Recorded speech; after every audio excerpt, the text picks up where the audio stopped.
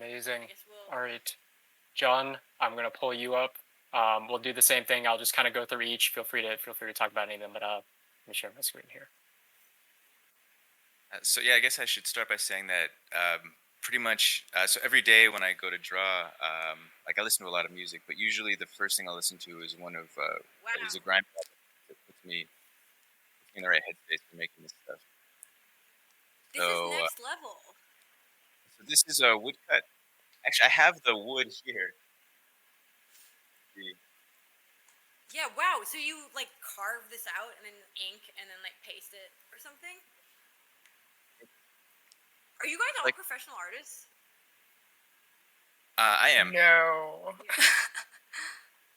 Okay. Because this seems like I don't think like all the art here is actually really good. I didn't think it was good. Like this is like pro as fuck. Like yeah, this is awesome. What so you work this is what you do for a living? Yeah, I do this, and I do some tattoo work, and I do comic book as well. But my Oh, main okay, stuff is that this. Yeah, woodcut's sick. my main work. Yeah. Where are you Um, based?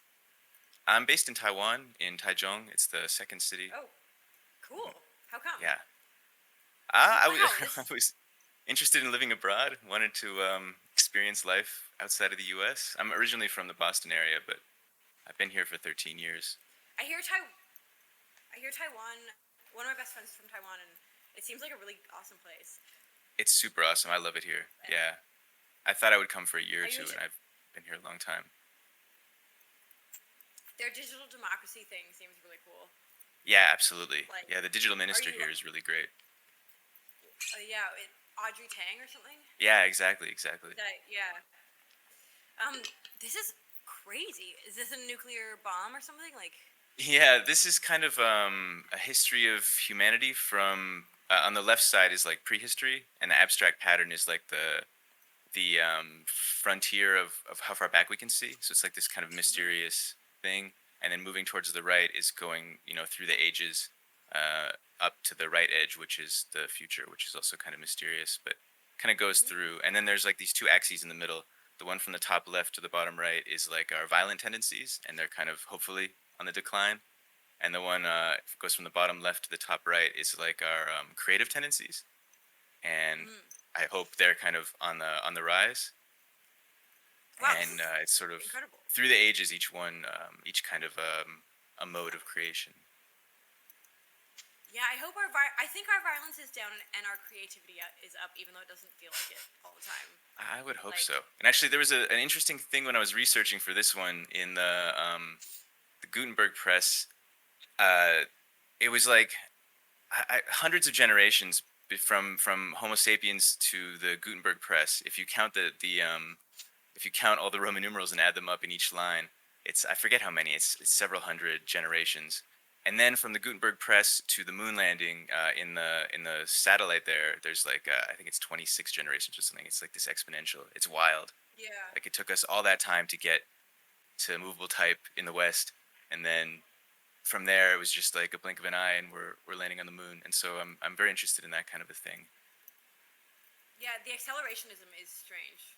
Like, or it's like weird. It's like you know.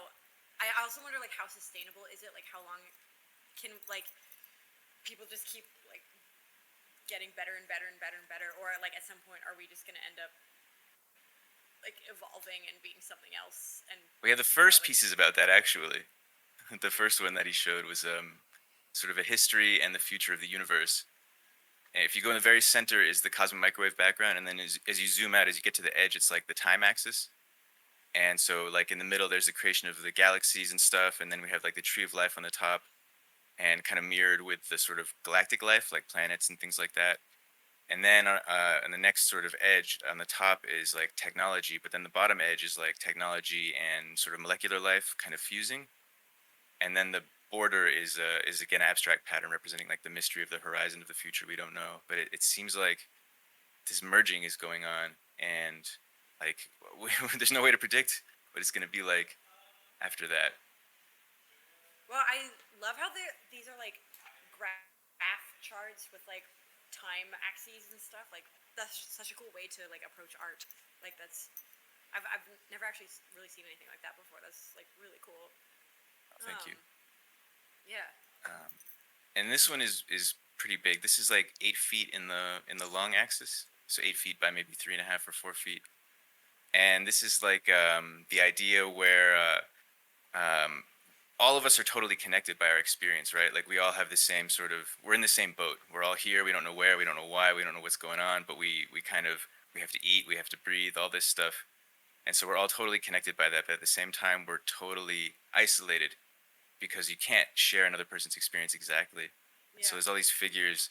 And I was actually, I made this in 2012, right when Visions came out. And I was listening to it a lot, and I was like thinking about the how the lyrics have all these lost and found kind of edges to them, and I like that in like you can see it in paintings. There's lost and found edges, and kind of how the lyrics kind of would come up and disappear and kind of merge into the sound, and then kind of move up again, and you can kind of make it out, and then it merges back and it becomes part of the soundscape. And that was really kind of a influence on the sort of flow and the construction of this piece.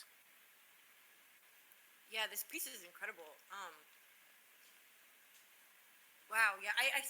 Somehow the middle piece is the one that speaks to me the most, just because like I love that kind of like violence going down, creativity going up. Like I love that it's like a almost like a chart, like a I don't know, like some like a I love the like charty subtext or whatever like that. I feel like that's such a creative, incredibly creative way to like make something. Um, and yeah, like same with the first one too. Like these are so sick. I'm also extremely partial to black and white always. Thank you. Thank you very much, John. All right, Veronica.